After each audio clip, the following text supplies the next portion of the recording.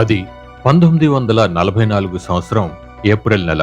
రెండో ప్రపంచ యుద్ధం చాలా ఉధృతంగా జరుగుతున్న రోజులవి.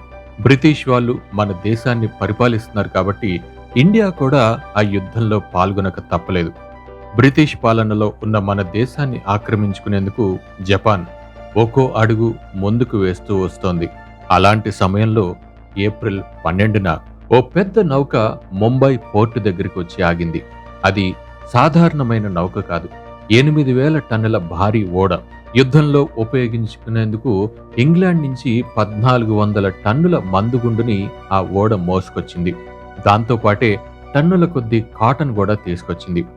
ఆ పత్తికి కనుక నిప్పంటుకుంటే ఓడ అగ్నిపర్వతంలా మారిపోతుందని షిప్ కెప్టెన్ హెచ్చరించినా ఎవరూ పట్టించుకోలేదు. యుద్ధ సమయంలో వీలైనంత సరుకును మోసుకువెళ్లడమే నీ పని అంటూ అతని నోరు మూసేశారు. ఏప్రిల్ 12న ఆ ఓడ ముంబై పోర్టుకు చేరుకుంది. నిజానికి మందుగుండు ఉన్న ఓడలు పోర్టుకి కొంచెం దూరంగానే ఆగిపోవాలి. కానీ యుద్ధ సమయంలో ఇలాంటి విషయాలు పట్టించుకునే పరిస్థితిలో ఎవరు లేరు. అసలు ఆ ఓడలో పేలుడు పదార్థాలు ఉన్నాయన్న సంగతి కూడా ఎవరు గమనించలేదు. అందుకే మర్నాటికి గాని షిప్ అన్లోడింగ్ మొదలుపెట్టలేదు. అన్లోడింగ్ చేస్తుండగా ఓడ మధ్య నుంచి చిన్నగా పొగ కనిపించింది. కాసేపటికి అది మంటలా మారింది. చూస్తుండగానే ఓడ ఒక నిప్పు కణికలాగా చెలరేగింది. ఏప్రిల్ 13 మధ్యాహ్నాన మొదలైనటువంటి ఆ మంట సాయంత్రం అయ్యేసరికి అదుపు చేయలేని పరిస్థితికి వచ్చేసింది. ఓడ చుట్టూ ఉన్న సముద్రం కూడా వేడెక్కిపోయి పొగలు కక్కుతోంది.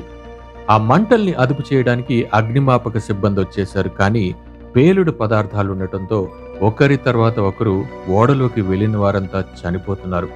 అయినా వాళ్ళు తమ ప్రయత్నాన్ని ఆపలేదు. ఇంతలో సాయంత్రం 4ంటికి పెద్ద విస్ఫోటనం జరిగింది. ఓడ రెండుగా చీలిపోయింది. 2 ఒత్తులు ఉన్న ప్రమిదిలాగా అది మండటం మొదలుపెట్టింది. ఇంకో అరగంట తర్వాత మరో పేలుడు.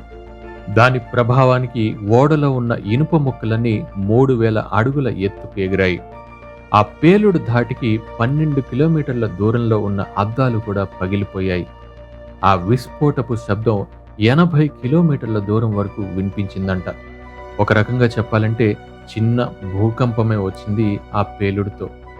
ఇంత జరుగుతున్న అగ్నిమాపక సిబ్బంది వెనక్కి తగ్గలేదు.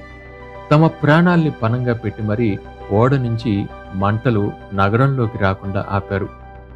అలా 3 రాత్రులు 3 పగళ్ళు కష్టపడితే కానీ ఆ మంటలు అదుపులోకి రాలేదు. ఈ అగ్ని ప్రమాదం వల్ల 50,000 టన్నుల ఆహార పదార్థాలు బూడిదైపోయాయని చెప్తారు. దాంతో కొన్నాళ్ల పాటు ముంబైలో కరువు రాజ్యమేలిందంట. ఆ ఓడ చుట్టూ ఉన్న ఓడలన్నీ పేలుడు దెబ్బకి మునిగిపోయాయి, నాశనమైపోయాయి. వేల మంది ఉద్యోగాలు కోల్పోయారు, వందల మంది చనిపోయారని ఒక అంచనా. కానీ ఆ రోజు కనుక అగ్నిమాపక సిబ్బంది తమ ప్రాణాలకు తెగించకపోతే ఆ మంటలు ముంబై నగరాన్నే నాశనం చేసేసేవి. ఈరోజు మనం గొప్పగా చెప్పుకుంటున్న మహానగరం ఇలా ఉండేది కాదు. మంటలను ఆర్పేందుకు అగ్నిమాపక సిబ్బంది చేసిన త్యాగం విలువ 66 ప్రాణాలు. అవును, ఆ రోజు ముంబైని కాపాడటం కోసం 66 మంది ఫైర్ ఫైటర్స్ తమ ప్రాణాలని లెక్క చేయకుండా మంటలని అదుపు చేసే క్రమంలో చనిపోయారు. మనం గమనించాలే గాని సమాజంలో ఎవరికి ఏ కష్టం వచ్చినా తమ జీవితాల్ని పణంగా పెట్టి సాటి మనిషిని కాపాడే ఇలాంటి ఉద్యోగులు ఎంతో మంది ఉన్నారు. రోజు తలుచుకున్నా కూడా వాళ్ళ రుణం తీర్చుకోలేం.